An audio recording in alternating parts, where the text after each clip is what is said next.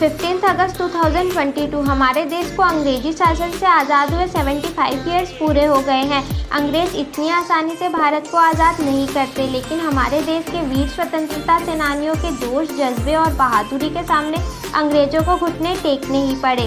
भारत की आज़ादी से जुड़े 3 इंटरेस्टिंग फैक्ट्स। नंबर 1, आज़ादी के बाद देश का कोई राष्ट्रगान नहीं था।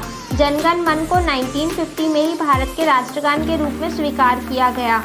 नंबर 2, 15 अगस्त भारत के अलावा अन्य 5 देशों का भी स्वतंत्रता दिवस है।